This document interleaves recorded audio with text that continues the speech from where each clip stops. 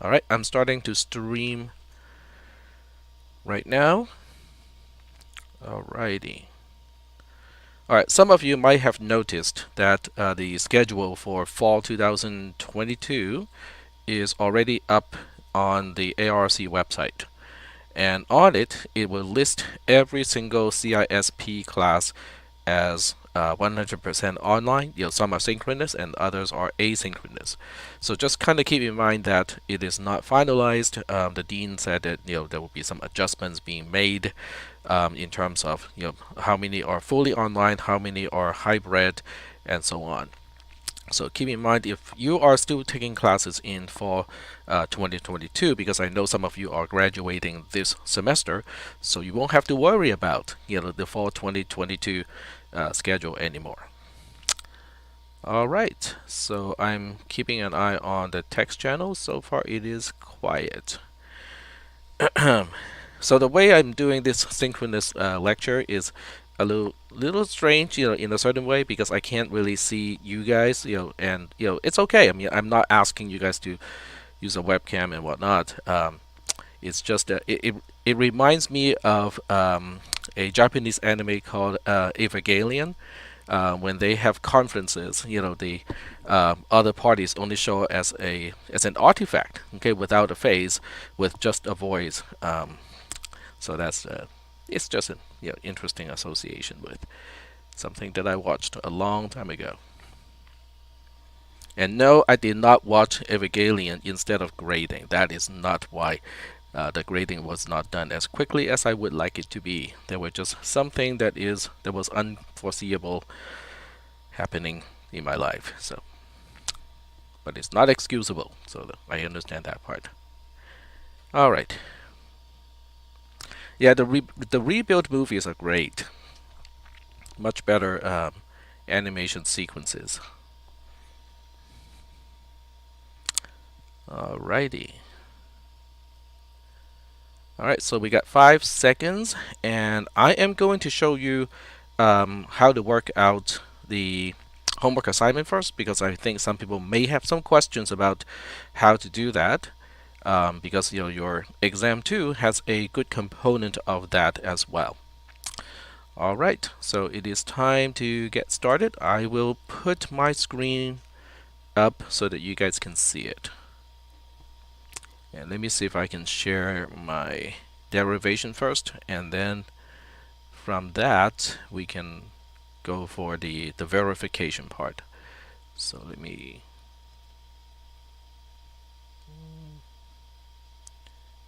nope, it's not showing here. Alright, so let me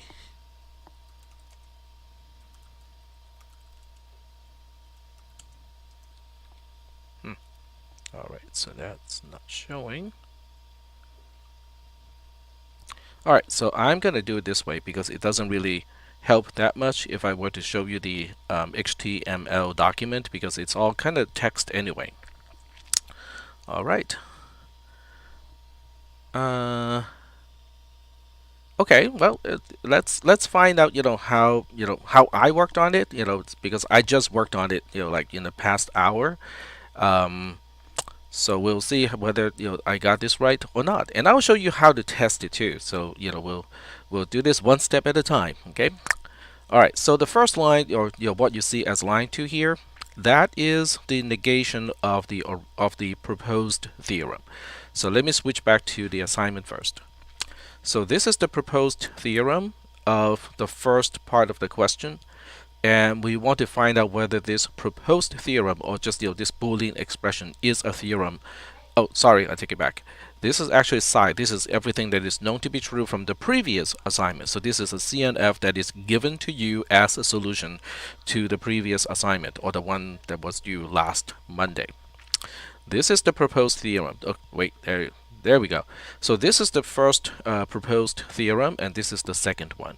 So each one, we are going to have to use the same procedure, or the same process.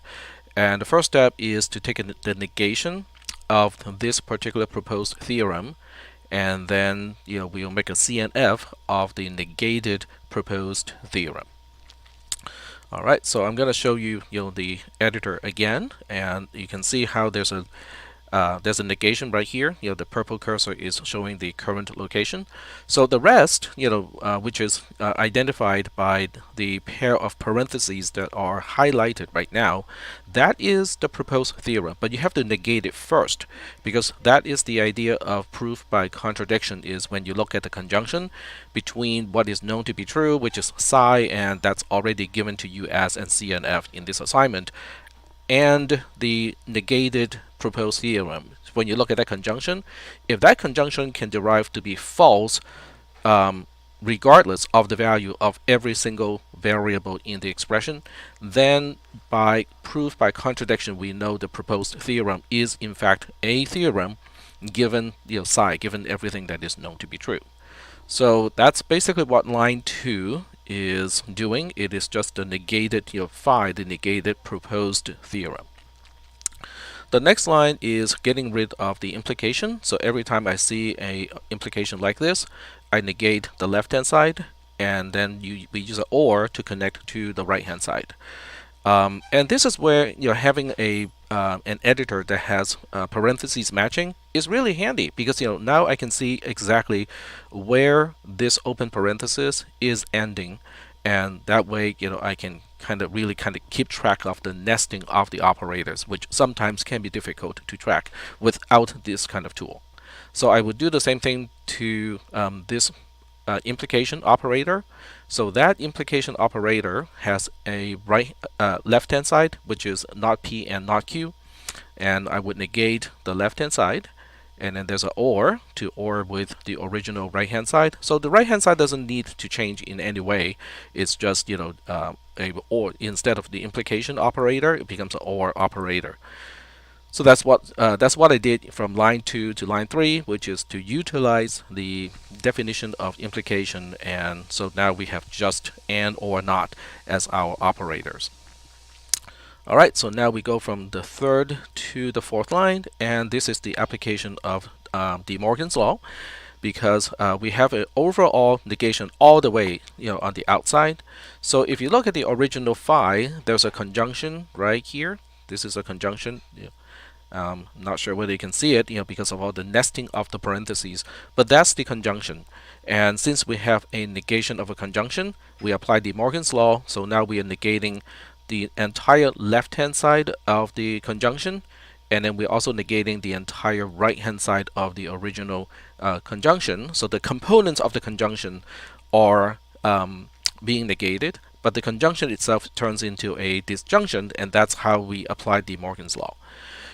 From line 4 to line 5 is the application of De Morgan's law again, and this one is nested, because this negation here is negating this entire thing, and that entire thing is basically a disjunction.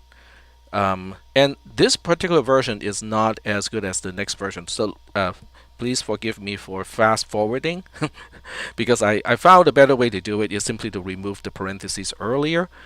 So if you look at this, it's the same thing. Okay, the only difference is the fact that I took out the nesting of unnecessary nesting of the disjunction earlier. So this way, S or not Q becomes its own disjunction, instead of in this way, it is.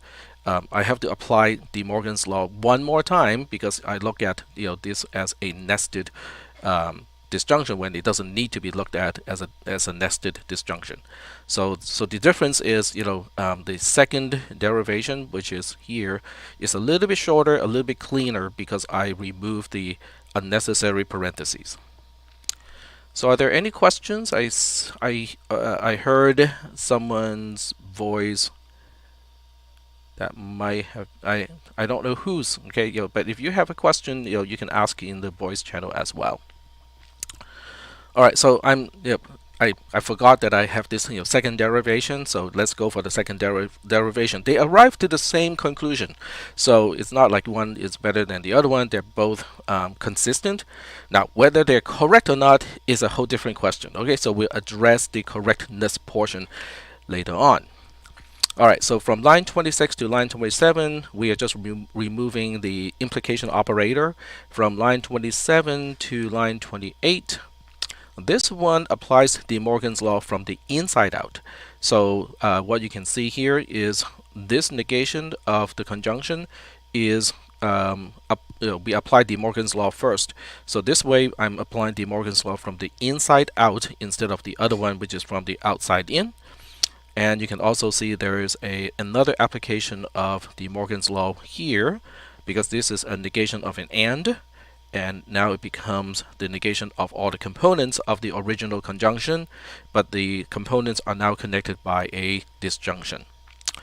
So are we doing okay so far? Since I just kind of switched gear, going from the first version of the derivation to the second version of the derivation, but they are essentially the same, except I applied De Morgan's law in a different order. This one applies the De Morgan's law from the inside out. The other one applies the De Morgan's law from the outside in. Are there any questions about the application of De Morgan's law? Okay, no questions so far. All right, so from line 28 to line 29, what is the change? I mean, this is it's not too bad. It's I did combine like two steps into one, but they are fairly obvious, so I combined those. You can see the left-hand side is unchanged, but the right-hand side is changed a little bit. So the first thing I did was to simplify, because not P is just P, not Q is just Q.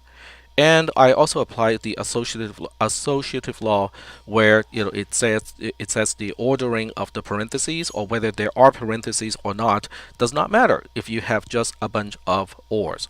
It also applies to the situation when you have a bunch of ands.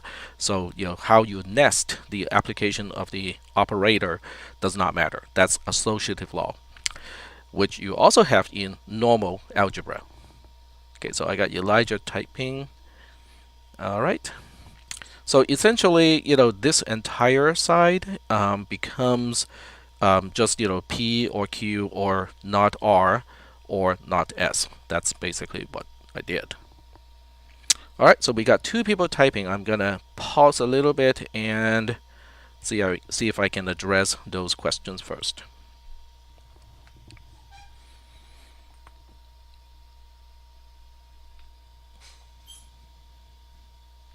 Yeah, if you guys want to, you can use your voice channel too, because that might be slightly more efficient depending on the kind of question you would like to ask.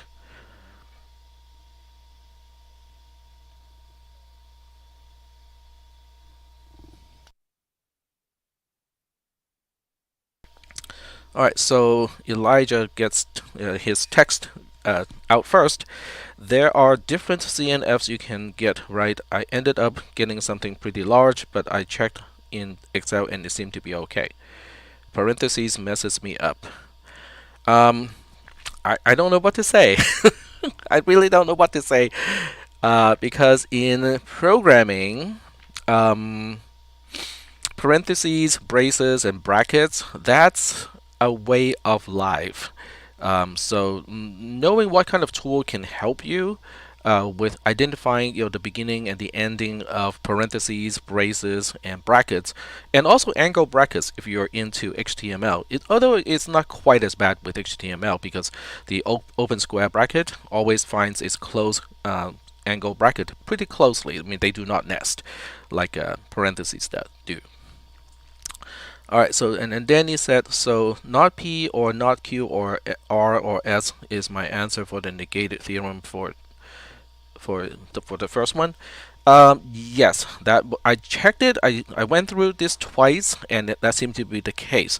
Now I'm going to go back and retest to make sure that that really is the answer, because I make mistakes occasionally, and if I do make a mistake, I would like to know why or where I make a mistake. So I'm going to go back and check that. So Danny, that's an affirmative, but it is not 100% sure that that is the actual correct answer. But that is my answer so far. All right, so Rayshawn said Visual Studio have good extension to help with parentheses. Okay, all right. Well, if you want to install the VS Code or something like that, that's cool. Notepad++ I know has parentheses checking.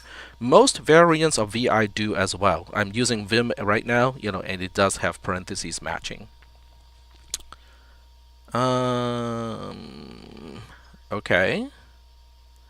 Well, we'll see. Okay, so part of this exercise is not so much for me to tell you, oh, this is the right answer. I'm telling you how I derived, right? But I could have made mistakes along the way, and made the same mistake or consistent mistakes exactly the same way between the two derivations, because I finished one derivation which concluded on line 23, and I also have another derivation that ended up down here somewhere, and they were exactly the same. So it is entirely possible that I actually looked at some of the derivations incorrectly and came to the wrong conclusion. So, but if I do, I need to have a way to tell that, okay, TAC is wrong, because I don't have another professor to call or to send in my derivation and have that person to check, okay, do you think my derivation is right? Nope, I don't have that, right? So I'm going to have to make a tool to do it, and I will show you the tool that I have already sort of made but not applied entirely to this yet.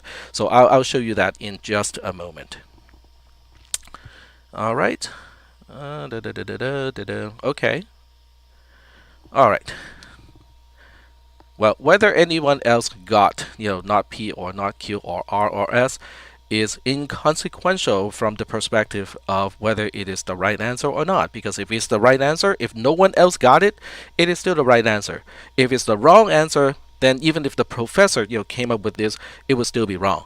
So right or wrong has nothing to do with whether it is what everybody else got or not. So I just want to point that out. I'm not trying to be pointy to anyone in class. I just want to point out it is irrelevant, whether how many people got the same answer in this case. Yeah. Out of curiosity, I can totally understand, because I want to know whether that's right or not as well, because that's not what I thought it was. But I could have made a mistake when I first made the question itself, so I might have misled myself the entire time. Okay, so let's move on and kind of go through the derivation and see if you guys can spot a problem with my derivation, right? Because if you can, then we can say, probably that's not the right answer, the one on line 23. All right, so let's move on from line 29 to line 30. All right, so that looks to me is another application of De Morgan's law. So we have a negation here on the outside, and that negation is applied to the conjunction right here. So when you see two parentheses matching, it is is an application of conjunction. And you might say, but what about this guy here? Well, this guy is not, is only a part of the conjunction that is being negated. In other words, if I were to use an explicit operator to represent conjunction, it would have been here.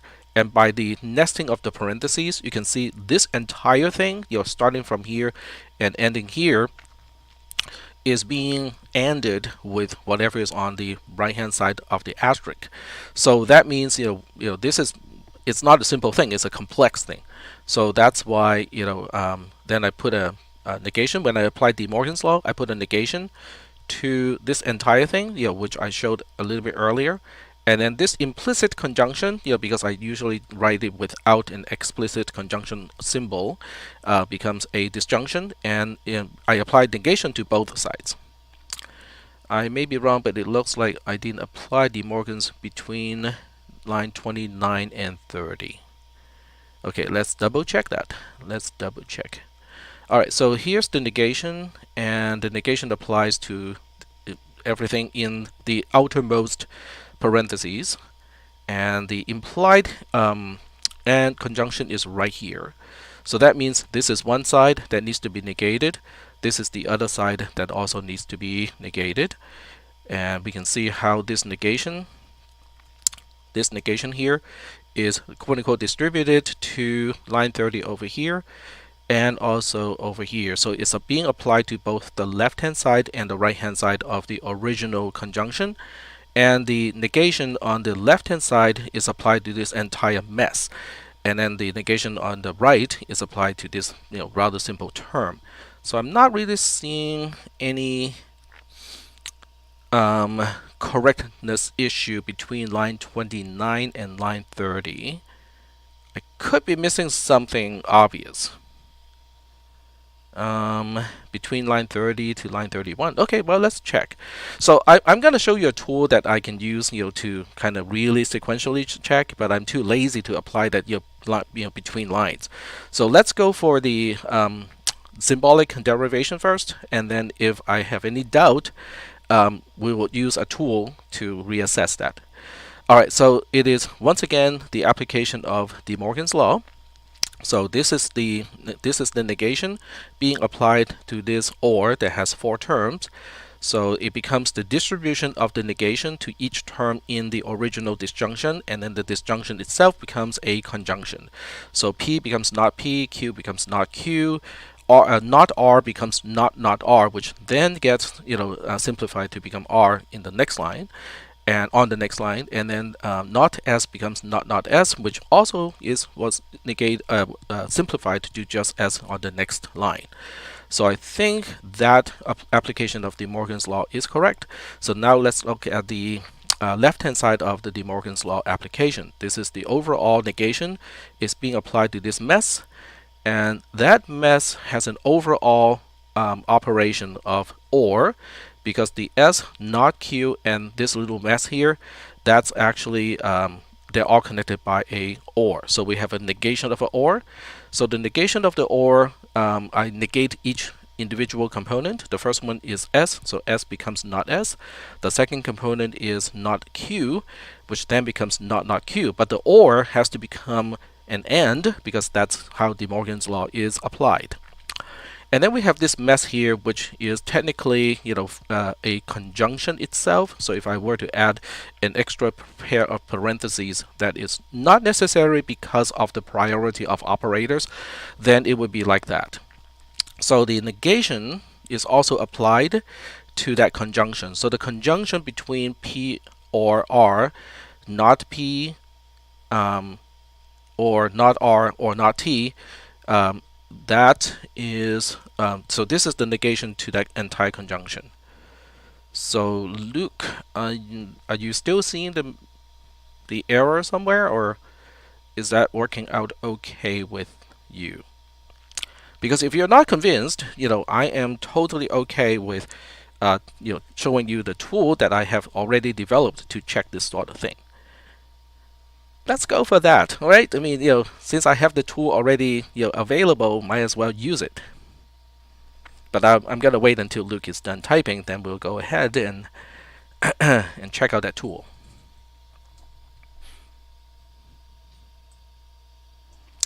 All right. How do I make the tool? I'll show you, but I'm just gonna wait for everybody is done typing, and then I think it's fine after all. Okay, well, it's okay. Let's take a look at the tool.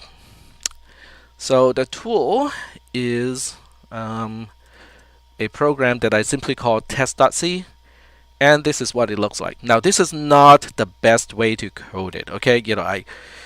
I did not think it through and use the most proper way to write a program like this.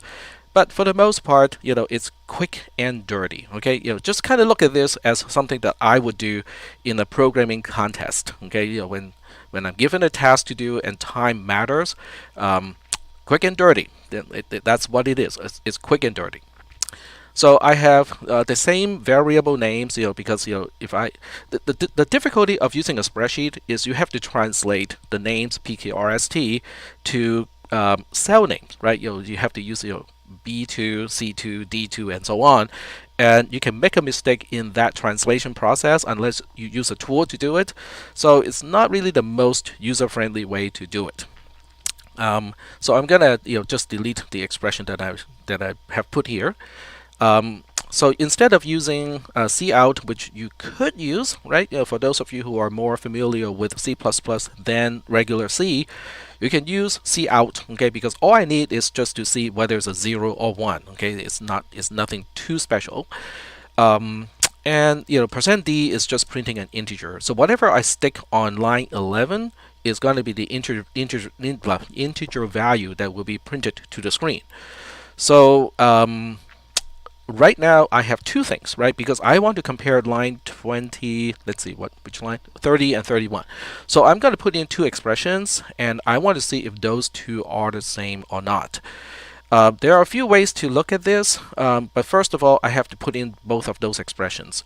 So I am going to have to copy those expressions from the other editor right here.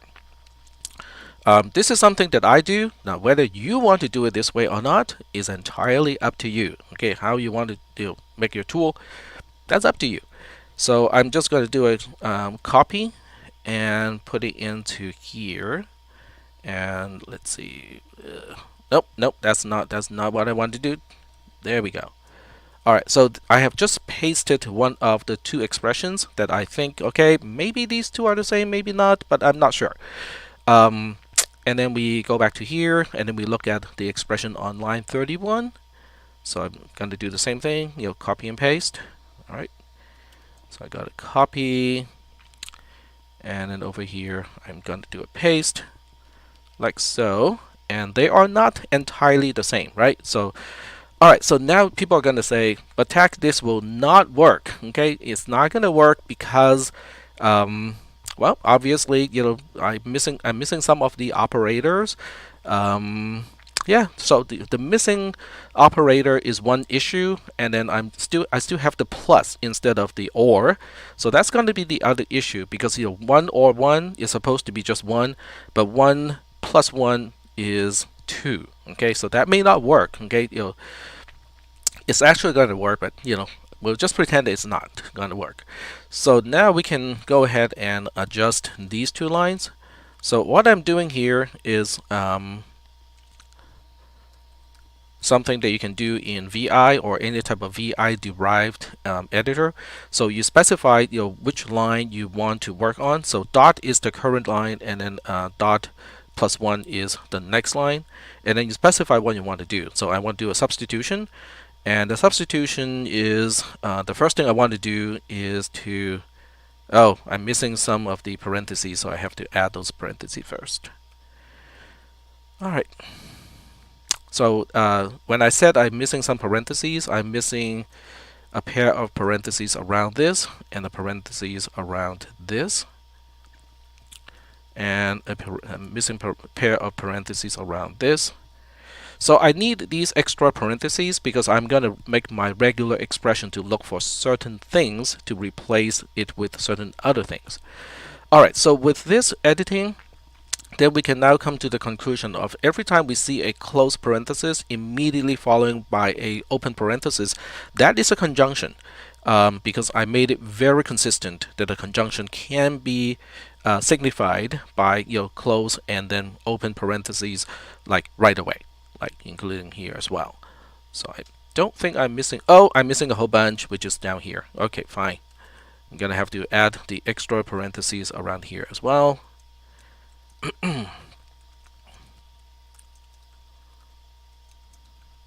Now what I'm doing here is really just showing you that if you know regular expression and an editor that is capable of processing regular expression, it can significantly make the what you need to do simpler. But it is not strictly required to make this tool work, okay? Because you can always just manually translate the operators. I just don't trust myself when I'm doing any type of manual editing. All right, so I'm looking for close open parentheses like that, and replacing that with close and then end and open. And I want to apply this to every occurrence, because without this, the /g, the flag, it will only do it to the first occurrence on the line that is where the pattern is found. With the G, with the /g at the end, which is called a flag, it is quote unquote global to that line. And as a result, now it will apply to all the patterns found on this line, that matches that pattern. Yeah. All right, and then you press the enter key, and VI is really forgiving. If you think you might have made a mistake, you can always just press U to undo that operation. So I got one more thing to do, which is to replace all the plus with the actual OR operator. So the same thing, dot, comma, dot plus 1, which means these two lines. Substitute. In this case, it's easier because I just look for all the plus symbols and replace it with bar symbols. And once again, we need the G flag because we need to make sure that all of those occurrences of pluses are replaced. There we go. Well, don't mind the highlighting of the other pluses, because that's just what VI does. It highlights the pattern that is being searched for. All right, so now that we have this, what are we going to do, right? We want to see if they are the same or not. So we are just going to say equal to. Now I'm doing some really terrible, programming, practice here, because I'm making the assumption that true is 1 and then false is 0. So yeah, that is pretty much just an assumption, which turns out to be true, with this specific compiler. Okay. So that's an assumption. I know it's not the best way to do it, but it's still it still works. Okay. All right. So now that we have this, so we're expecting every single line that is an output to say 1, because we really want the expression that is on line 11 here, which comes from line 30 of the derivation, to be the same as the value of the expression on line 31, which is here on line 12. Okay, so we are just syntactically massaging it a little bit so that it is compilable in a C as a part of a C program. So there we go. We save the file and then we compile the program. Like that, and then we run the code, and we are looking for all ones. Okay, so right now I'm seeing all ones, which means for every single way that you combine the values between the 5 variables PKRST, the two expressions are at least according to the program evaluated to be the same. All right, so I'm gonna pause here and see if anyone has any question about the code that I just wrote, and also the purpose of that code. What is the purpose of this code?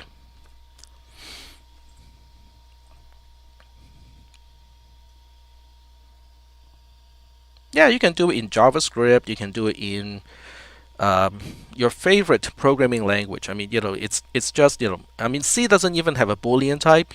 I'm just using an integer, to act as a Boolean. That is not unusual, Marco. Marco, if you're doing this, I think I don't want to put it this way, but the first thing that came to my mind was you're doing it the right way. You're working on the tool instead of the problem. That is a productive mindset in computer science. Is you focus on the tool, you focus on the system, you focus on the pattern instead of the specific cases or the specific problem that you are solving. Your boss may not like it when you become an employee. I have to warn you that, because my employer, when I was still in industry, hated it when I spent all the time, to say, but I can make this tool work better. But Tech, given the amount of time you put on the tool, you could have done all of these actual work. But then I don't, but now I don't have to worry about this ever in the future. Okay, it's all done. Okay, the tool will take care of this from here on. So there is that. Yeah, that's very common. Okay, instead of spending 10 minutes on the task when you can spend 8 hours to automate it, that is partially why I don't have time, or I don't have enough time to grade the exams, because I'm trying to spend a lot of time to automate things, and so certain things that you really need to do, sometimes it just kind of get to the side way.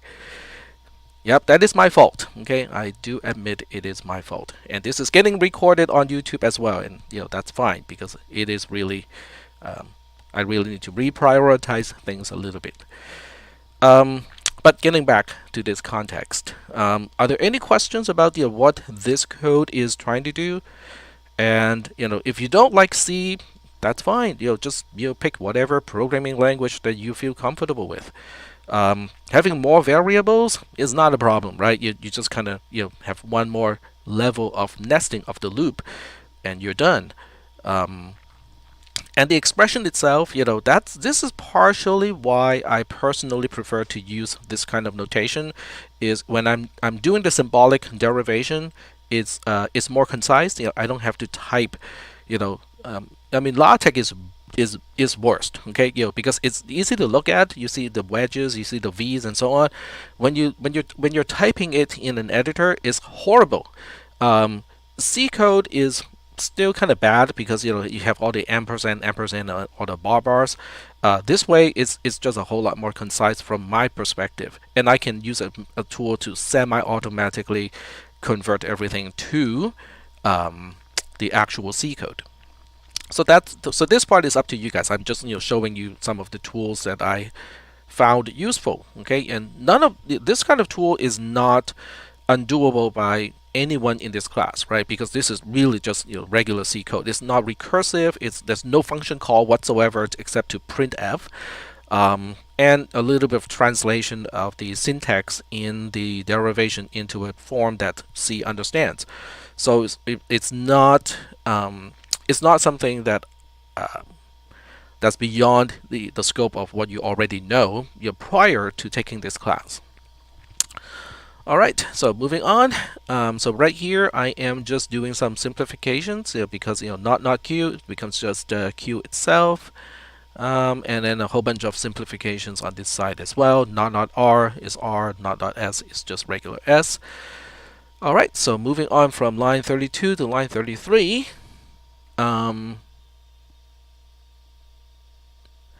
Oh, okay. So if you really want to automate the entire process and not to require all the extra parentheses, because that's kind of a hack, to recognize all the multiplications and whatnot. So you would So to answer Luke's question is you will need to write a parser for expressions, infix expressions. And infix is the worst to parse, compared to prefix versus postfix. A prefix notation is easy because the operation always goes first, and then you have a list of things to operate on, and they're usually delimited by a open and a close parentheses of the things that are being operated on. So from the parsing perspective, a top-down parser is going to handle that like just easily. Okay, the other way is a postfix notation. With a postfix notation, you see the things being operated on first. You push those things on the stack, and then you see the operator. The operator will pop certain things from the stack, operate on those things, and then the resulting value is pushed back on the stack again. But from the parser's perspective, it's super easy because there are no parentheses whatsoever. You don't even need to define or understand the operator priorities because it's all completely explicit. But guess what? We have been poisoned to use infix notation since we are, 6 years old, 5 years old?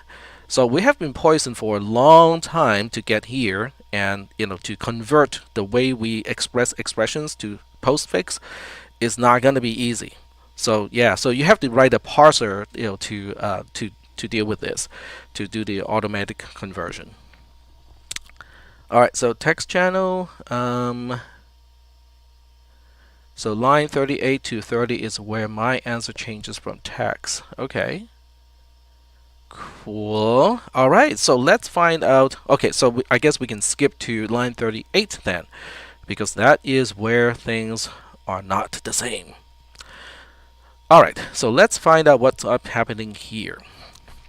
So here I'm using distribution, and the distribution is to distribute whatever is on this side. The not p is being distributed to all the terms on the other side of the overall OR, because the overall operator is this OR that is blinking right now. That is the last operator that we need to perform. On the left hand side of the OR, we have a CNF. On the right hand side, we also have a CNF. So when you have two CNFs and the two CNFs are unfortunately connected by a OR, then you can use distribution to handle it. All right, so what distribution is this? Okay, so I'm just going to make up some room here, and I'm going to spell out the distribution rule first, and then I'll check whether I actually applied it correctly or not, because it's possible that I actually did not apply the distribution rule correctly. So the way it works is you have, let's see, we'll just call this A, B, or C first. Okay, so we'll just A, B, or C, and we'll use parentheses to clearly indicate the order of operation.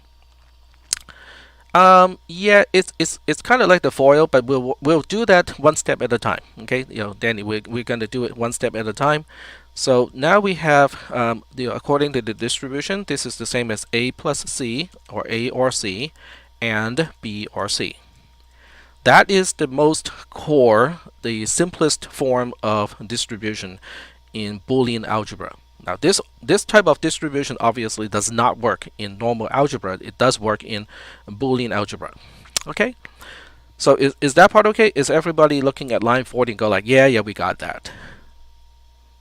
Just want to make sure that is okay first. Okay, so now instead of looking at C as one thing, we look at it as CD. Okay, so we can now say, oh, okay, that thing that we used to call just C is now CD, right? And now we apply distribution in a nested way. So A plus CD becomes A plus C times A plus D.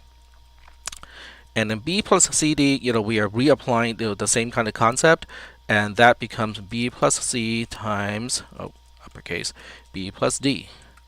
So it looks like the FOIL thing that you are familiar with, but it's not, right? Because it's I'm missing one open paren here. There we go. So the extra parentheses are really not needed, so because they're all ended together. So whether we do the first two and then the second two, doesn't matter. We can just do it sequentially like that. All right, so Danny is correct.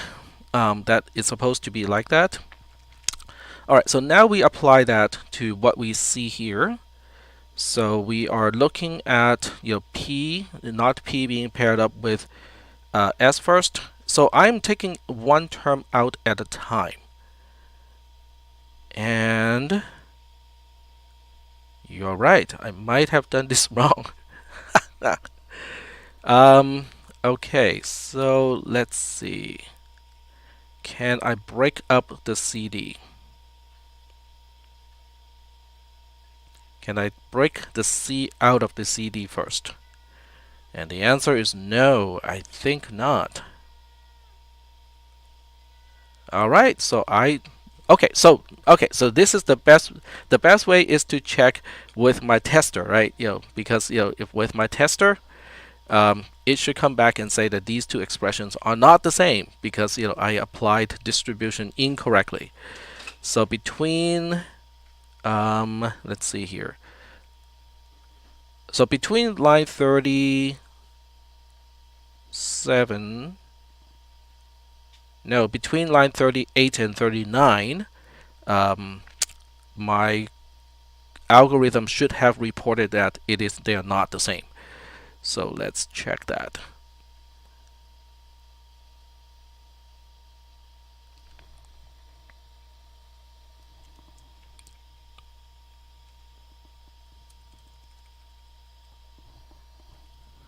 Oops, not that. Yep, it's supposed to be a FOIL, so we want to. There we go. Okay, so that's from the from the notes with the line number, which is definitely not something that we need. All right, so we put the equal here, and then do the same trick. Take care of the multiplication first. I don't think they are the same, because there are easier ways to prove this too, I'm just too stubborn to do it that way.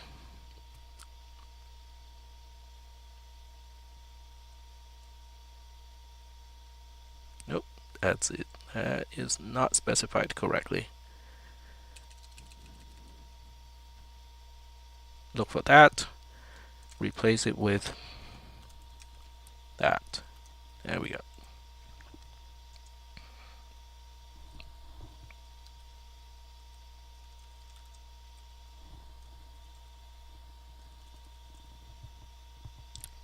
And that. There we go. All right, so let's check that.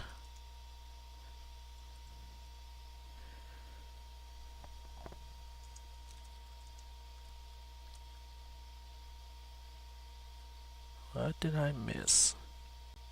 Oh, okay. There's a bunch of AND operators missing here.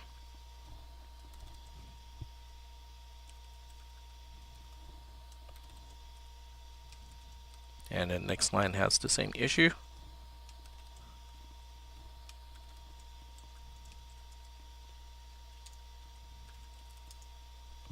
And it's bad, right? Because all the zeros are saying that they are not the same. And you need only one zero to basically say they are not the same. So I was applying distribution incorrectly. There we go. All right, so so everything from here and down, they are all incorrect. Let's get rid of those. And now we're going to apply distribution in the correct way, which is the FOIL way. I was just wondering too. Yeah, it's like this looks easier than I thought it would be, and as it turns out, it was incorrect. Okay, so we can still do it step by step, a little bit more step by step than actually spreading out everything all in one shot. Okay, so we can always do it this way. So we will take so the mistake that I made was I took the entire term here and I broke it up into smaller chunks and apply distribution to each chunk, and that does not work. So that's where I made the mistake. All right, so not P, not Q, R, S, and that would be not P or R, or not P, not Q, R, S. I'll explain why I'm doing it this way, and just give me a second here. And this term or, not P, not Q, R, S. And then we have P or not R, or not P, not Q, R, S. And then we have not R or T, or not P, not Q, R, S. All right.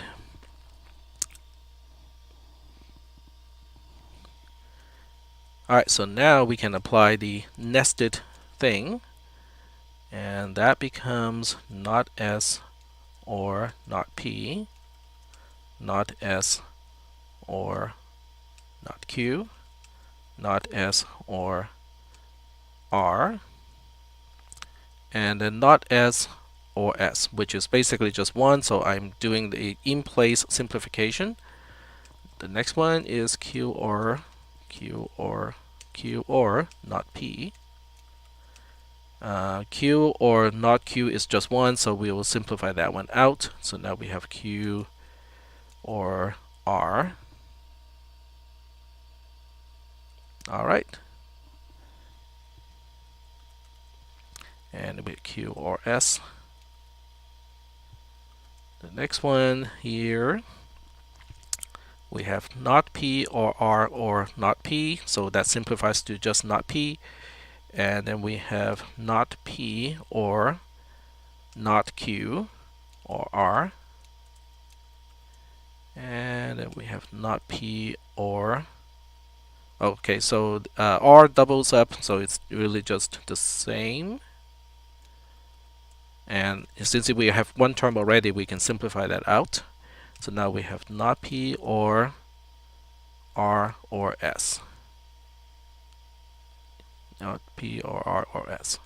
Now we can also do some additional simplification, but I'll do that in the next step. So with this one, we have not P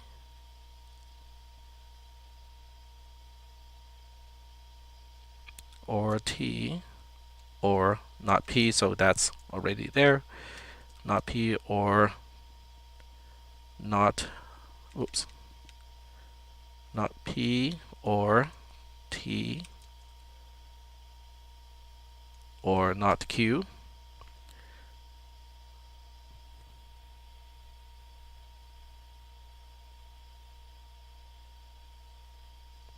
I'm just thinking. I'm pausing here because I'm looking at the simplification. All right, so let me explain what I'm thinking. So what I'm thinking is, since we have not P or T or not P as one of the terms of the distribution, all of the other terms are going to have not P or T anyway. They're just going to be ORed with something else, but then everything else are ended together. So that means, just having not P or T is already sufficient. There's no need to expand the other terms. Does everybody understand what I just said? All right. Okay. Well, maybe. All right. So now we have not R or T. So we would try to do the same trick and see if we can find either not R or T as a part of here. And the answer is nope. We do not. So now we don't have a choice. Okay. So not R or T or not P. Not R or not, just regular T or not Q. Not R or T or R, which is simplified to 1, and that one is immediately taken out. So not R or T or S. All right. So now we look at this entire thing and we say, can we simplify this? All right. So we can look for common terms first, things that are actually the same. I just prefer to spell things in a alphabetical order because it makes it easier for me to find items that are the same. So it's probably an extra step that some of you do not need, but I kind of need this step here to make it easier to simplify. Q or R, Q or S, not P or R, not P or not Q or R, not P or R or S, not P or T, R, T, P. So P goes first. And then Q goes first. Oh, here's a not Q. There we go. All right, so this looks a lot better compared to the previous one. I go like, no, that doesn't seem like the one that I was using for the question. All right, so now we have this. We can now more easily compare and find terms that are duplicates. We'll first look for simplifications, like do we have not P or not Q somewhere?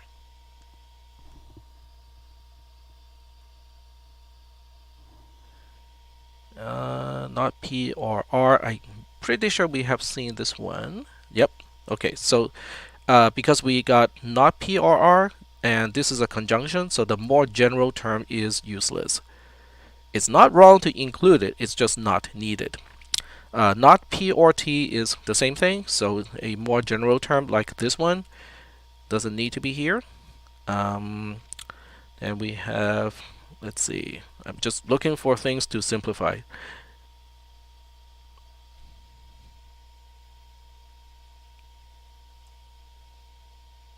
Okay, not P or R is also found in this one, so this one can go. And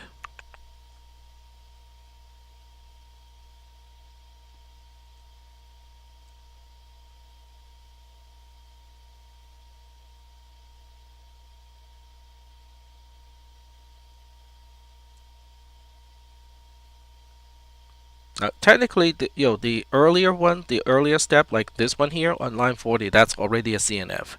So if you leave it like that as a CNF, that's fine. But if you simplify, it will also help you with the later process too. All right, so I don't see any way to simplify this any further, because the not Q is only associated with not S. So this one cannot be simplified out. So between R, S, and T, we have R or not S, but it doesn't match this one.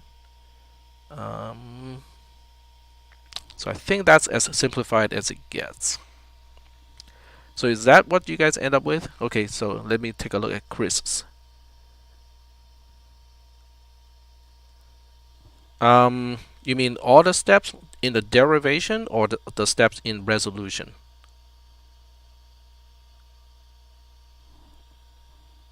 In derivation.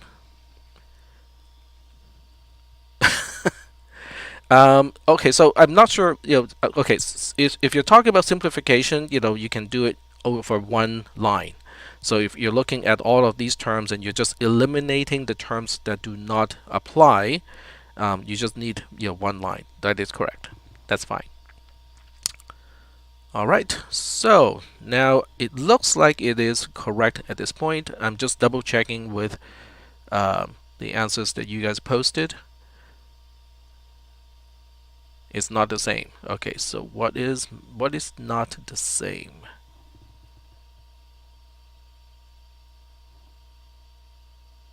All right, so I'm looking at, you have more terms with 3 conjunctive elements. Yeah, when we're all done, we can post it. All right, so I'm looking at Chris's answer and see if anything can be simplified, or did I oversimplify it? Test it. Yeah, sure.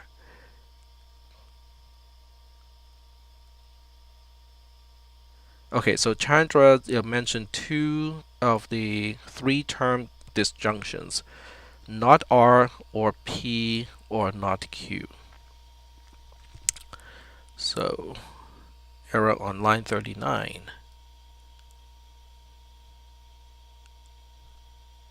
Okay, so the first one is not S or not P. Those are the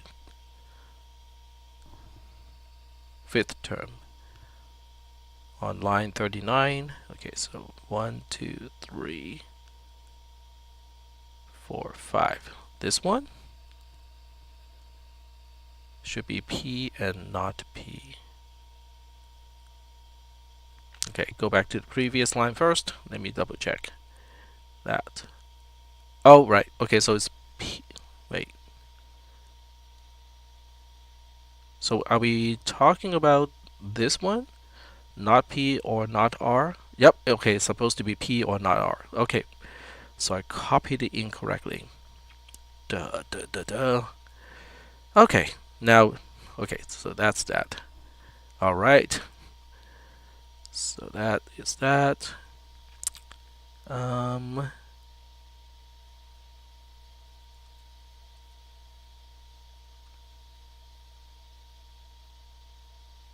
Okay, now I have to find the order of the expansion.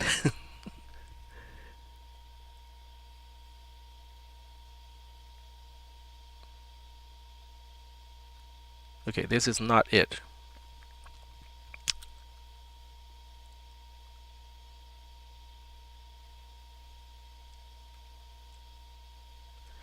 All right, so let me go back to here, check all of these first. Okay, so that's coming from the first one on the previous line, and all the ones starting with Q is the second term.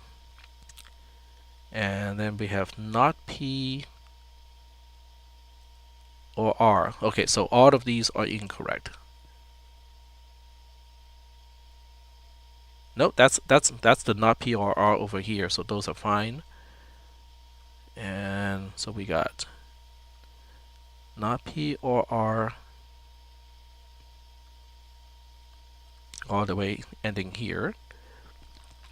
And then we have P or T. And then P or T, not P or T, sorry. Not P or T there's a common not P here, so it simplifies to just one term. And then we have P or not R combined with the rest. Okay. I think I skipped it. Yep. All right, so now we work on that one. So we have P or not R or not P. So that one simplifies out because we have P or not P in the same thing. Then we have P or not R or not R. That one simplifies out too. So we have P or not Q or not R. And then we have P or I think the S term needs to be here too. So P or not R or S. There we go.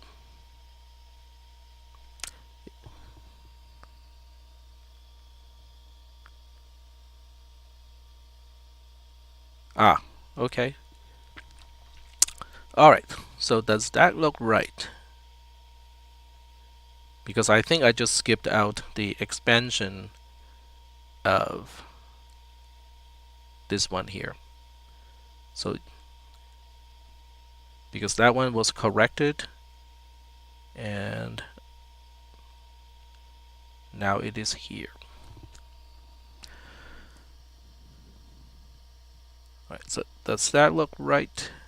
I'm looking at the nope, you guys have fewer. Now I have more three-term conjunctions, disjunctions than you do.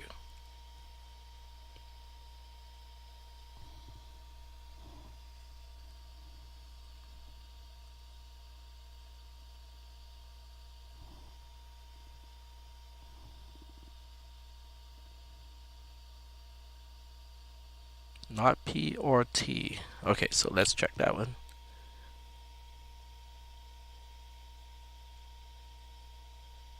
Okay, so the question is whether this one got distributed correctly or not.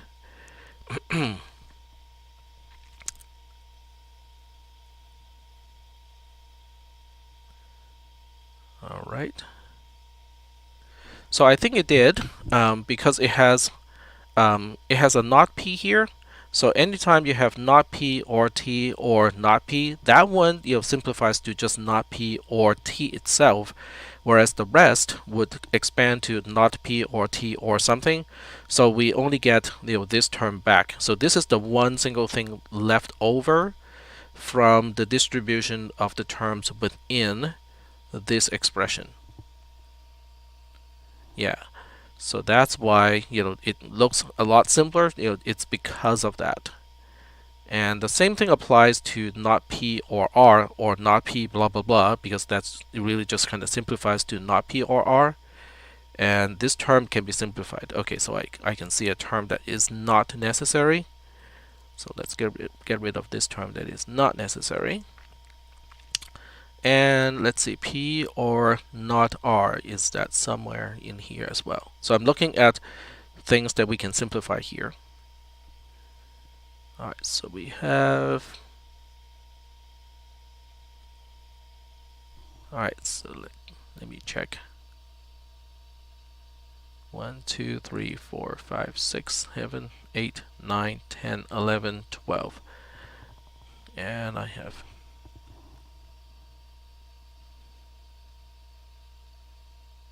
not P or R or S. Not P or R or S. This one. Yep.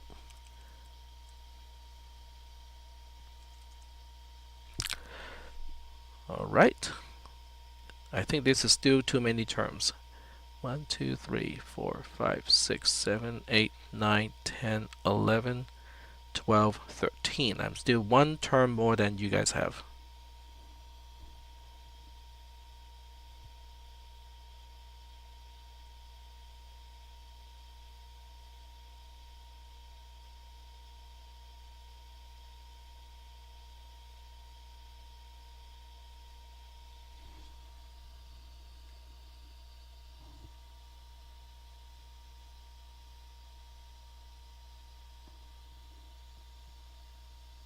Alright, so one more term is not needed. I thought I got rid of all the oh, okay, alphabetical order. So P and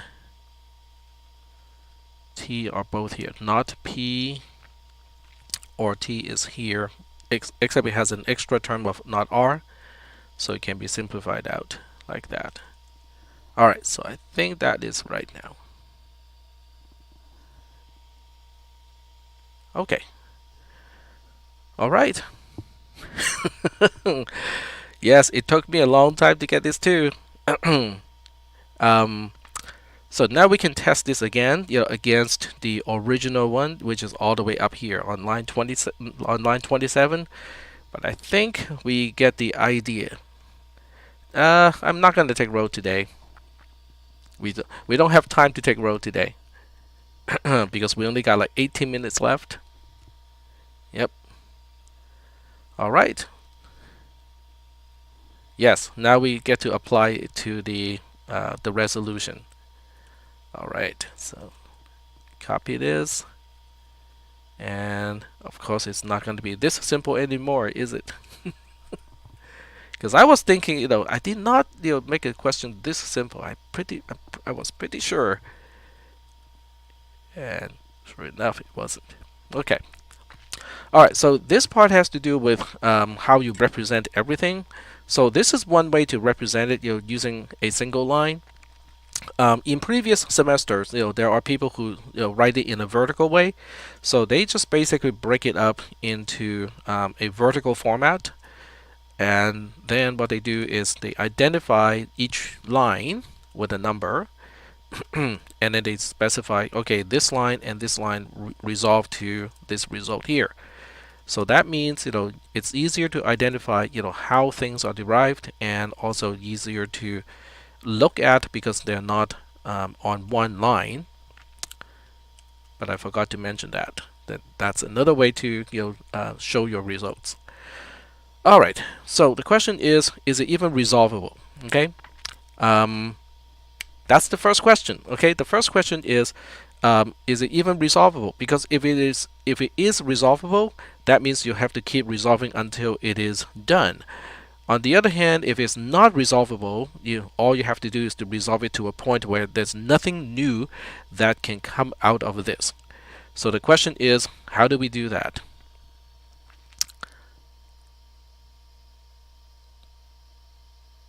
All right, so the answer to that question is we take the CNF here, because the real question is this CNF going to become false, right?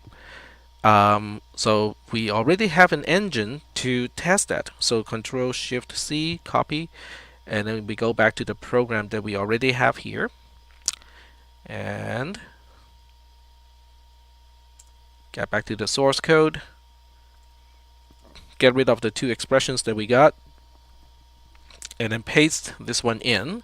And then we have to do the same trick of substituting close open paren with close, and then ampersand, ampersand, and then open, and replace all of them. And then we also have to substitute plus with bar bar, and make it apply to everything on the line. So now we have a legitimate C expression, and we'll give it a try. So okay, so this is what we're going to do. We compile the program, and then we run the program. If you see at least 1 1, that means it's not resolvable, because in order for okay, it means it's not a theorem. Okay, it is not a theorem, because if it's all zeros, that would mean that you can resolve the entire thing to just a 0. Now, if there's at least 1 1, that means it's not resolvable. So now, here comes the somewhat painful part, which is to keep resolving until you cannot find anything new. So the way I do it is I just kind of do it systematically. I look at the first term, and then I just find out what it can resolve with and create a new term. So we look at that. So we are looking for something that has either a P or a not R. So this doesn't work, doesn't work, doesn't work, does not work, does not work, does not work, does not work, does not work, does not work. And these two are the same, aren't they? So I do have a duplicate item here. Not P or R is repeated. Okay, let's get rid of that one. And these two do resolve. So it becomes not Q or not R. How strong is your resolve? Well, you just have to run this algorithm in your head. So we are looking at a new result of not R or not Q or not R. And if it is already here, then we don't write it, and we just skip and move on. If it's not here, then we have to write it down. So the answer is okay. So the answer to this question. Okay, if I resolve the one on line 44 with the one that is on line 54, we end up with true. We end up with true because you get a choice. You get a choice here, right? Because you can choose to resolve the not p with the p. You can also choose to resolve the r with the not r. But either way you do it, you will end up with a variable and its negated version in the same disjunction, and that means it's going to just resolve to 1, and it's not going to add anything meaningful to the entire result here. So we don't even bother to write it down. It's not n factorial comparisons. I think it's just it's big O of n squared, not factorial, because we're adding, we're not multiplying. It's kind of like a triangle, the area of a triangle, so it's not factorial. Yep. Well, I mean, if big O of n squared is not nearly as big O of n factorial, there's a big difference there. Okay, so getting back to task on hand. So we have this one. It does resolve with that one, but same result, right? Because we have p not r, so it just resolves to 1, so it's not gonna give us anything useful. This one, it does give us something new, because it will give us not p or t or not q, or not p or not q or t.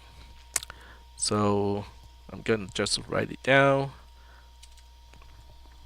Not p or not q or t. So now we look at this one and see if it is already in here somewhere. And the answer is it is. Okay, the more simplified version is already here. And so you can simplify this out here because we already know that, but since I said you cannot because you have to use resolution, so we're gonna have to write it out here. Alright, so that one is alright, so I think you guys got the idea, right? So at this point it's just a matter of moving on to the next one, see if it is resolvable with something else, and if it is, write down the term. If not, just move on to the next item. Okay, so we already know this one is not going to end up with a contradiction because we ran the program. Okay, because when we run the program here, see all the ones, that means you cannot end up with a contradiction.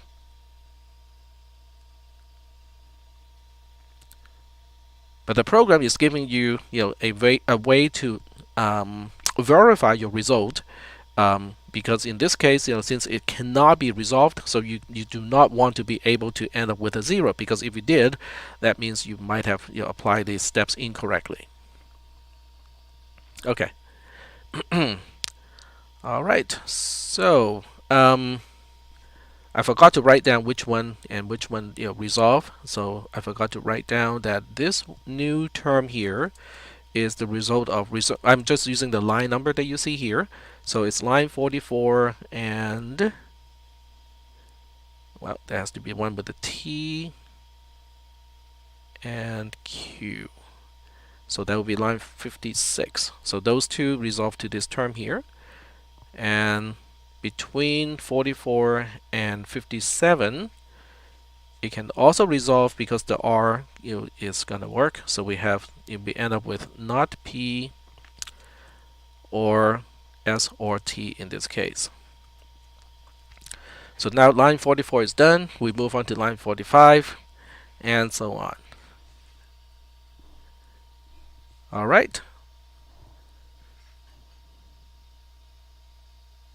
So do we want to finish this?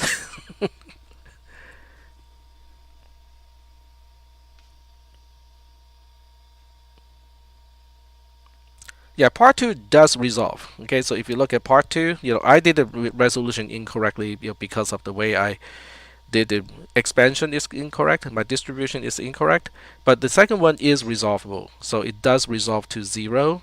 And if it does resolve to 0, you just have to find the quickest way to get it to 0 and you're done. So there's that.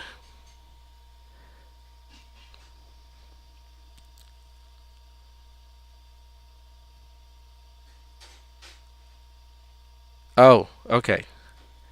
All right. So now that you know the steps of doing it because you have been doing it all week, has did anyone think of writing a program to do this? In other words, once we have the super CNF, once we have everything from here to here, has anyone thought of a way to use a program to do it? And if you were to use a program to do this, how would you write that code? So I'm going to spend the rest of 8 minutes, to kind of talk about this a little bit because I think many of you have realized that this is time consuming. It's very tedious. It is something that seems like the computer should be able to do. So now the question is, how are you going to write a program to do all this? So Nathan is typing something, but I'm not sure whether it's related to the question that I just asked. How do you make this mechanical process done by an algorithm? So I'm going to wait until Nathan is done typing, and then I'll go ahead and give you guys some suggestions of how you can write some code to actually get this done.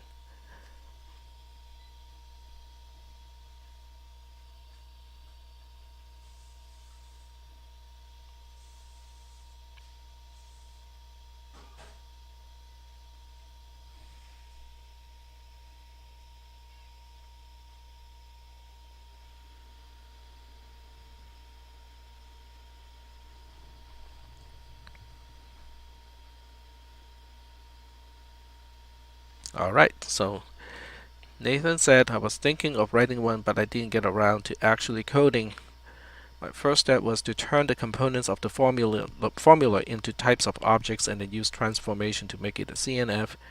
Then use a process to make the negation of that formula, then apply resolution. All right, so okay, so the way I look at this, okay, this is just how I look at this, is the number of variables determines the number of slots in any expression. So let me just kind of explain that portion first. Now, obviously, if you guys don't want to listen to this, that's fine because as long as you know how to do this manually, you technically have it down.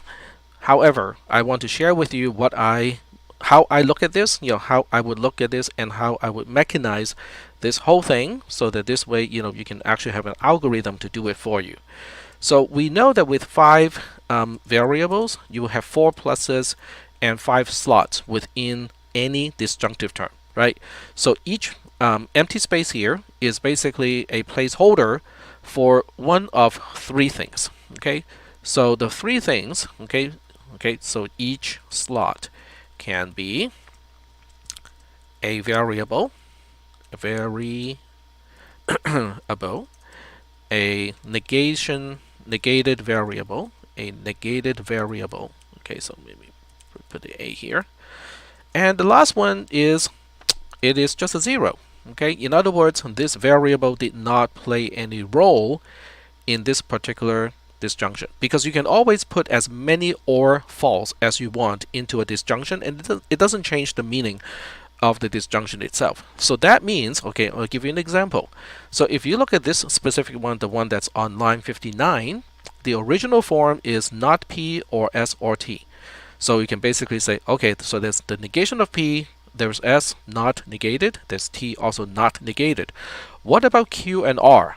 So in the place of the Q and R, because Q is supposed to go here, and then R is supposed to go here, just put in zeros. So now you have found a way to create, basically 5 slots. Basically when you have 5 variables, you have 5 slots per disjunction, and each slot can be a variable, the one that it is supposed to be, the negated version of that variable, or a false, basically a 0. So you have 3 choices for each slot in this, on a list like this. Is that okay? So this is how we represent a single disjunction, or a single disjunctive element is going to look like this. Now that you have a way to represent one single disjunctive element, which is a disjunction that only involves either a variable or a negated variable, or false in this case, So now it becomes, the next algorithm or the next subroutine you're going to write is to find out whether two expressions are resolvable or not. So to find out whether two expressions are resolvable or not, it's really just big O of n, where n is the number of variables. Because given two things like this, okay, because you end up with two expressions where there are 5 slots, right? So you just have to look at each slot, because one slot by position is telling you which variable it is trying to handle, right? So you just have to look at each one, and if one is non-negated and the other one is negated, then you have a possible resolution. On the other hand, if one is a 0, then you don't have a resolution. Or if they are both negated or they are both non-negated, you also do not have resolution. So you basically do a match for the first position.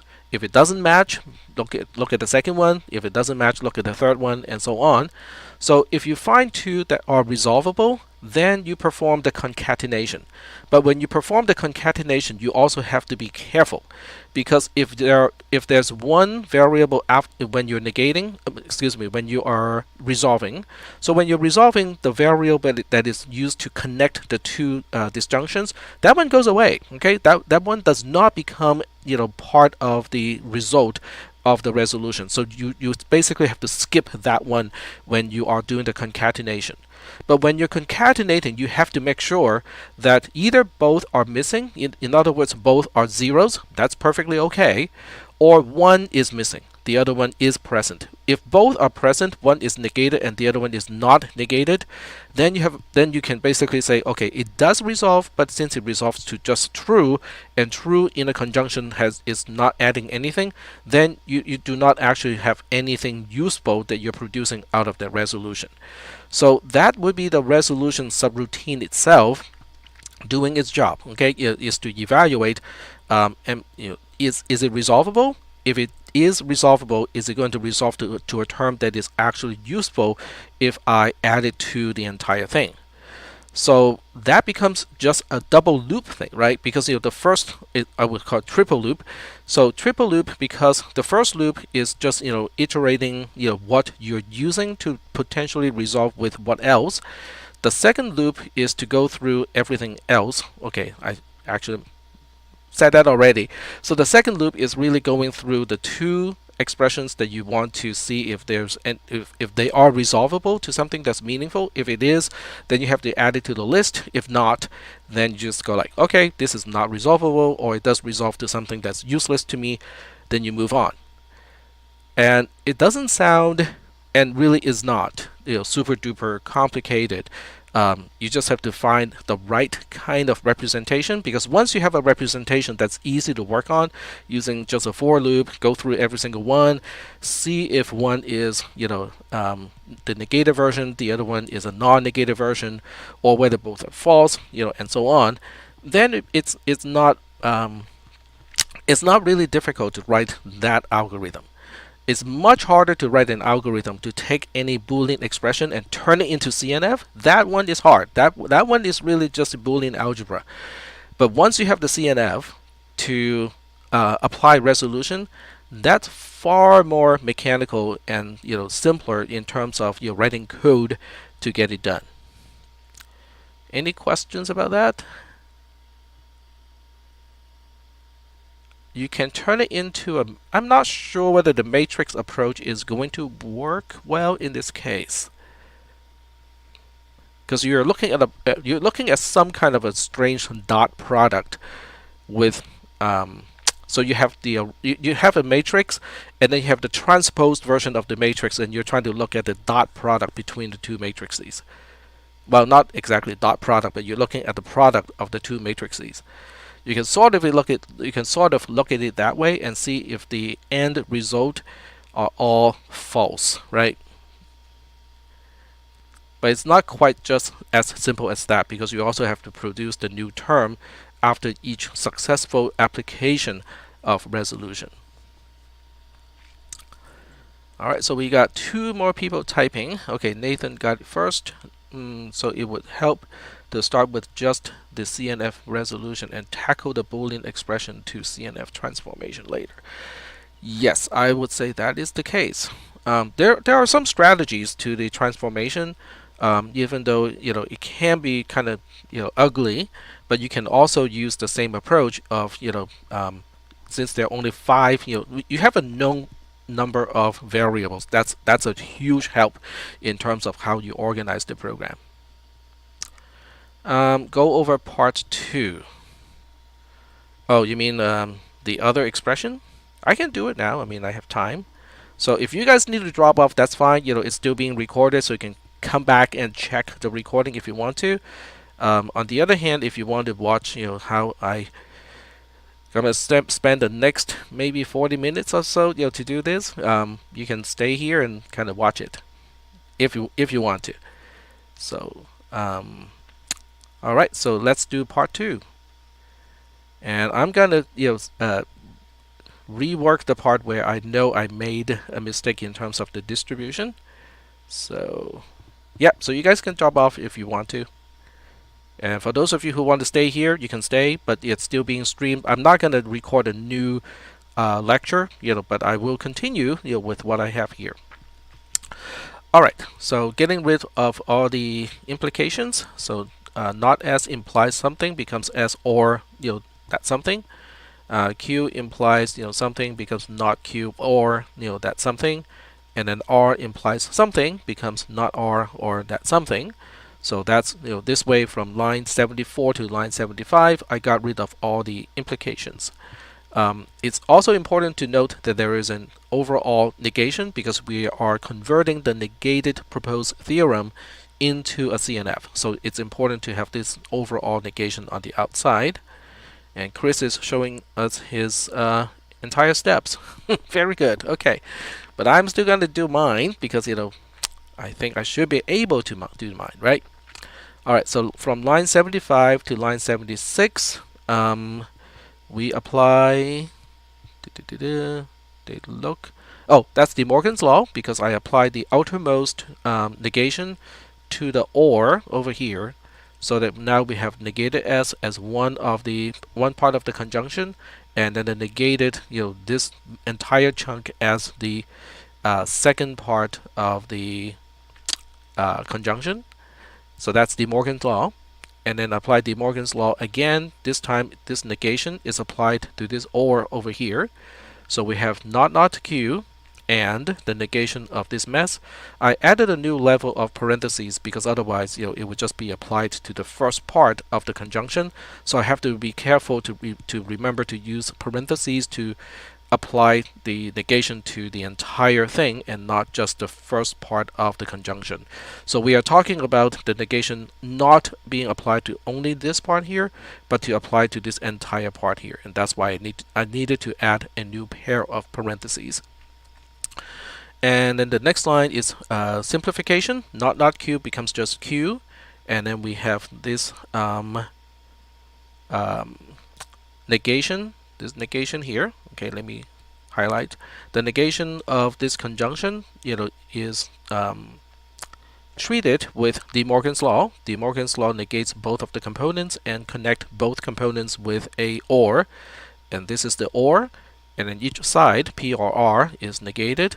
The other side, which is not R or not T, is also negated.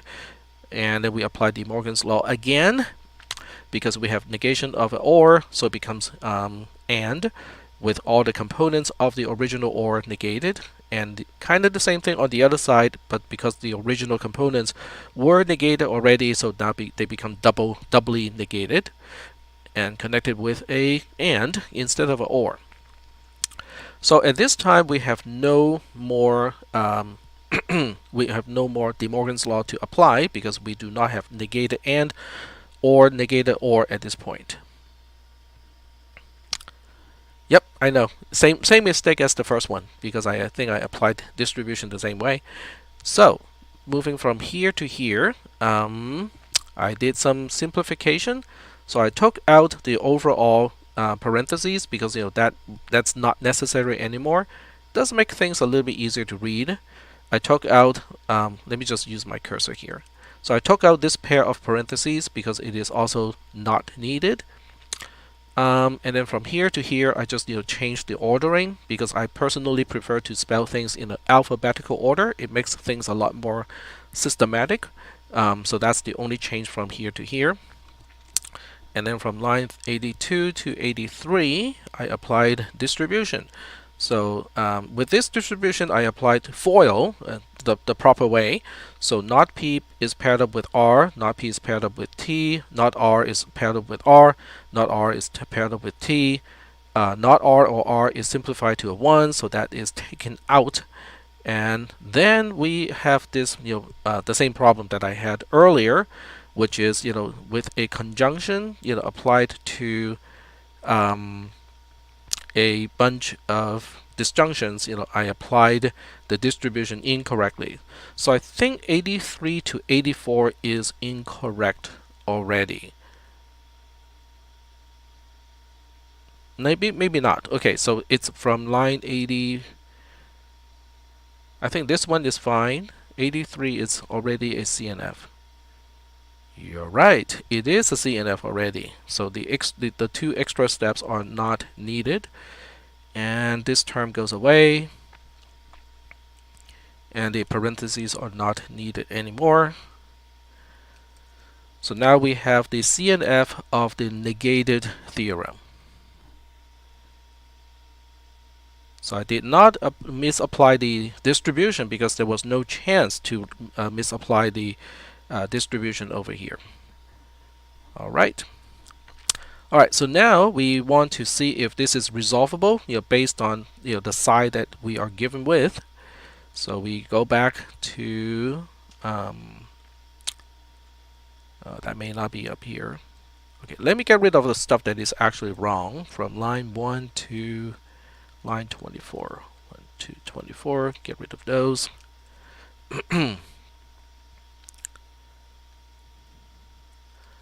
All right, so get back to the question, and I'm going to copy from here.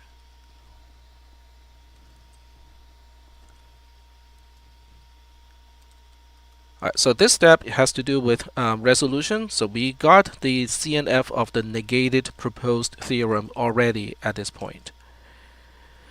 And we're going to paste the original psi, and also get this part in here too.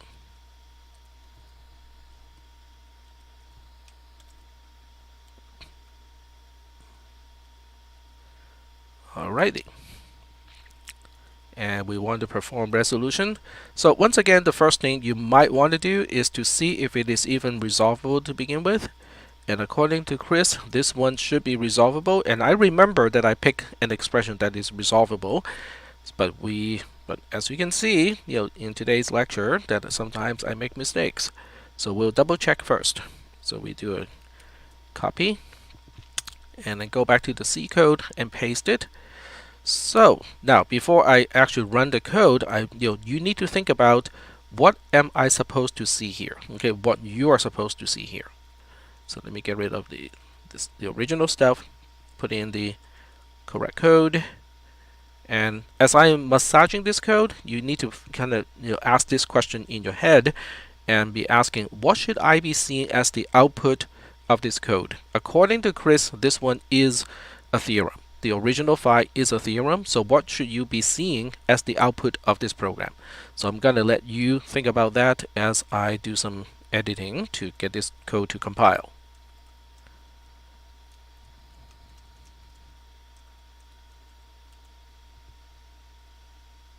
Oh, okay.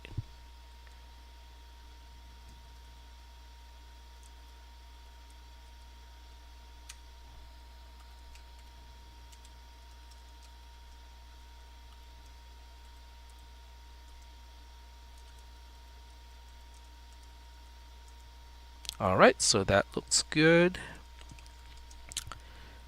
And we compile the code, and then we are going to rerun the code.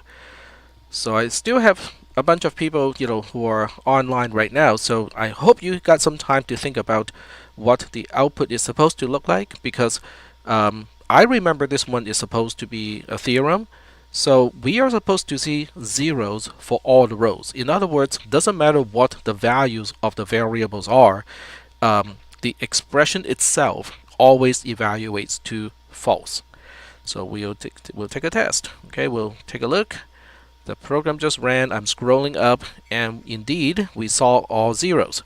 So this is by no means doing the work for me. All this is doing is to confirm that, yeah, well, with this one we really want to be able to resolve to a zero. So I know what I'll be shooting for, right? So I know that I need to work on this one until I see it resolve to a zero. Alright, so we'll do the same trick as the other one, which is to separate and have one line per disjunction term. So this way I can refer to the line number when I have new results being derived. You can also take a look at the text channel because Chris already has posted his solution. So that's fine, but I'm not going to look at his solution to work on mine. I'll give it a try to do it myself, right? Alright, so I just like to do it kind of in a systematic way. Now, the other thing you can also do, this is to counter the being systematic way, is to rule out which variable cannot be helpful. Okay, because if you can do that, you can basically say, okay, I can ignore this one, I can ignore this one.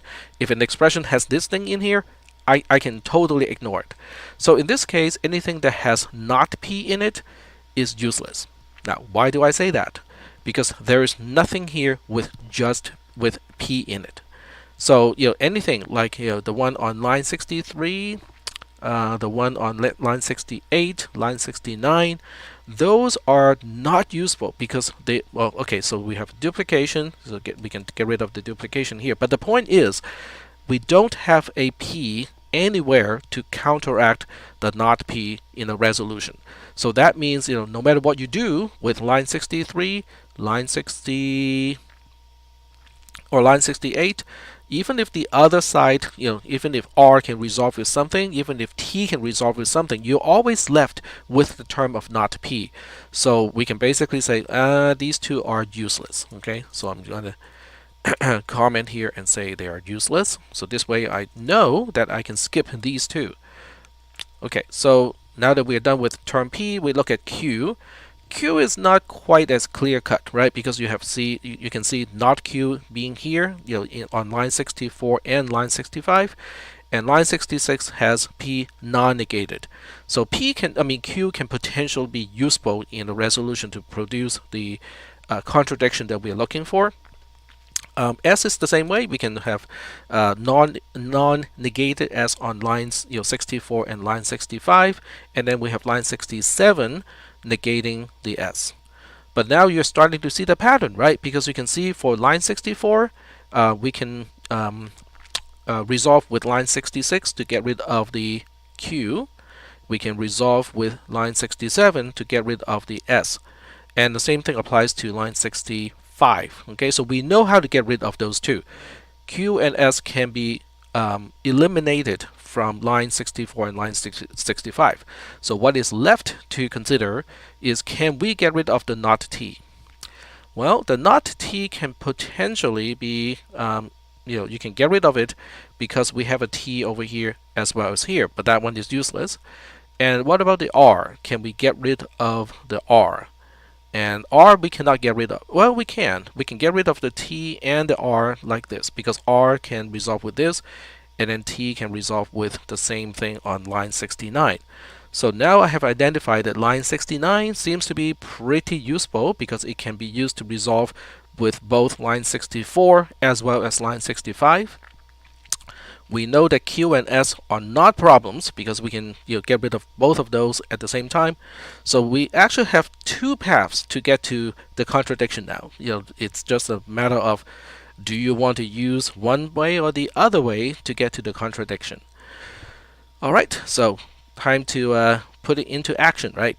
So now we're going to resolve, and before we write down the result of the resolution, we're going to say line 64 and line 69 will be used for this particular resolution.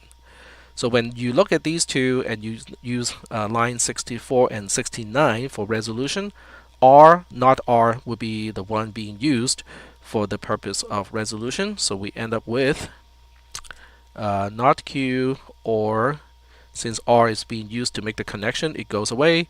So now we have S and T. Alright, so S, P, not Q or S or T is being produced. And then we can look at the next possible resolution. So the next possible resolution can be coming from line 65 and line 69 also. 69, 65 and 69. And between those two, we end up with not Q or, let's see, 69 and 65.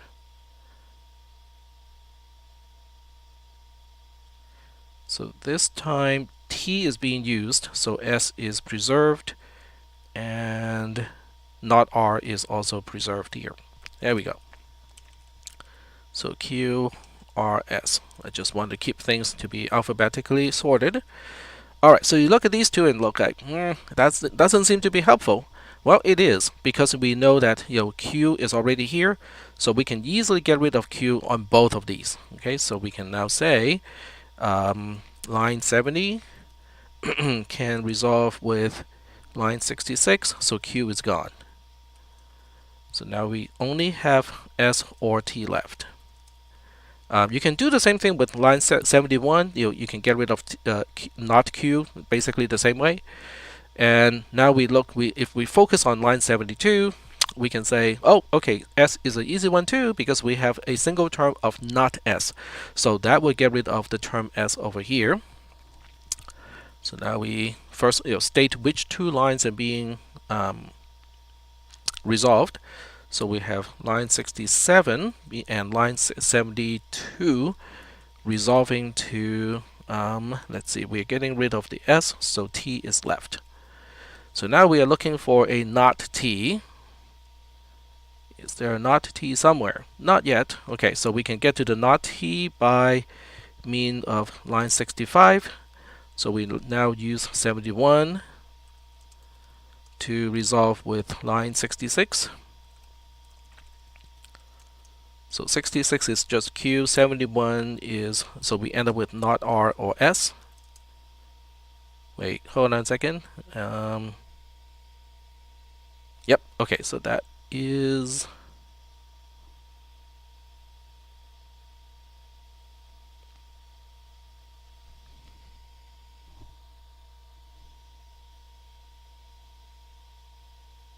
yep, okay, that is right. And then we want to get rid of, with line 67, so we want to look at line 74 and line 67.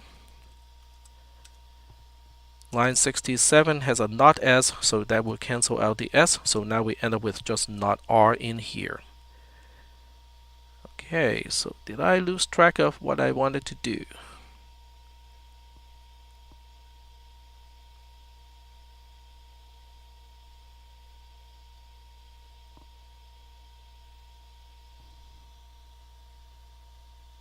$73 and $65.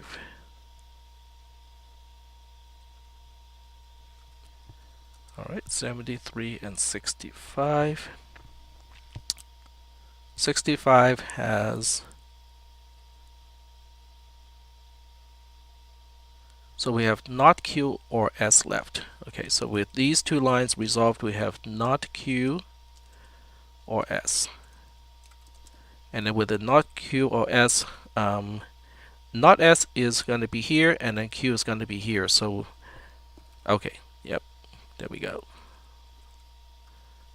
So between line 76 and 67, we only get not Q left. And then one more step, which is 77 with line 66. We have a false. So there we go. So Tom is correct. So I was going in the wrong direction. Alright, so are there any questions about the process of the resolution?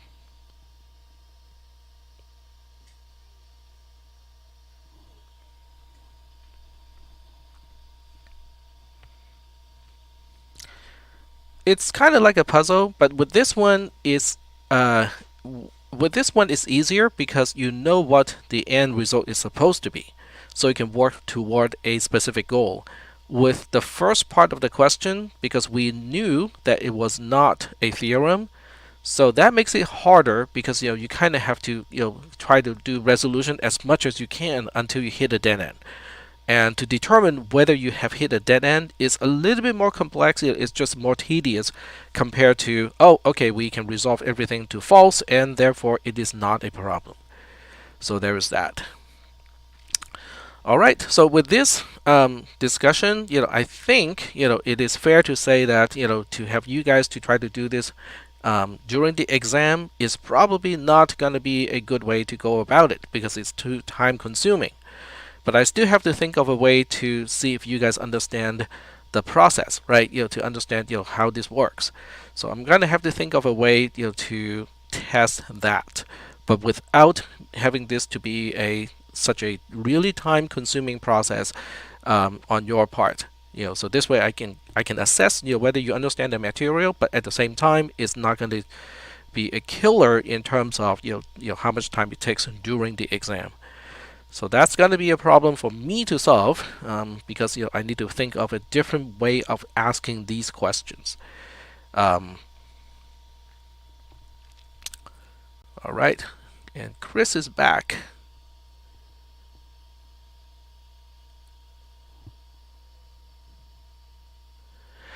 Well, yes, but the problem has to do with what if they are not theorems, right? Because when they are not theorems, potentially it can take a long time before you can draw the conclusion that there are no further possible resolutions. So that's the one that is difficult to handle. If they're all theorems, then we can potentially just pick ones where, okay, I'll give you an example of what is going to be an easy one. All right, so if I want to give you an easy question, I can give you one where the CNF corresponding to the negated proposed theorem are basically all either variables or negated variables. So you don't even I can end up with no disjunctions, no real disjunctions as a component of the CNF. That will make it super duper easy, right? Because every single time you apply resolution, you're getting rid of something. You're not really concatenating really in the real sense two things and potentially end up with something that is longer, because every single time you apply resolution, you're getting rid of something. So that's easier. However, if I want you to also come to a conclusion like this one, where oh, there's nothing that can be resolved any further, that's going to be a lot harder. And so I have to think of a way to ask the questions. All right. So are there any other questions? I'm not seeing any questions. All right. So if you have any questions about the exam, I can try my best to answer, but I can tell you that I have not started with the questions yet. Okay, but I know the parameters. Okay, I know the parameters of this type of question may be taking too much time. Because if you make one mistake, right, along the way, it's not going to work. So I have to take that into consideration. That is correct, Chandra. We have exam 2 on Wednesday, and then there will be no class next week because it's spring break. So there's that. So no class next week. You guys get to I'm not even sure whether that's really a good idea. To me, it's not. Because having that 1 week in between. By the time we get back and we have to go back to discrete probability. With the omega and the big U, recursive function calls, I think that's going to be a little bit hard if people are not kind of spending some time to keep those concepts in our minds. So that's going to be that's going to be a challenge, I think, but we'll see. All right, so Mohammed is still typing. Why not have exam after spring break? I think that's going to be disastrous. Because spring break. Okay, so there are two ways for this to be disastrous. One, people enjoy their spring break, come back and have forgotten everything about this class. That would be disastrous. Two, people are conscientious and spend the entire spring break, studying and preparing for this class, that is also in its own way, disastrous. So I cannot see how having the exam after spring break is gonna help anyone. So, yep, I think Chris is correct about that. So it's easier to get it done first. Then you guys, whatever is done, right? So you get to enjoy your spring break either way. Uh, yeah, so I think it's better to get it done before. So this way, when you get into your spring break, you can just go like, well, whatever is done is done. No need to worry about it because it's not going to help. If you think you did not do too well, but at least it's done. I'm not saying that you will not do well in this one because I'm trying to put some time and effort into making it so that I will be able to test your ability to work on these things, but it's not going to consume as much time as the practice exam. But that's going to be a challenge for me. I'm going to have to write some new code to generate new types of questions to do that. But that's what I do in the next 2 days. All right, so it doesn't look like there are any further questions. I am going to sign off now. All right, see you guys all on Wednesday. Yep, you're welcome.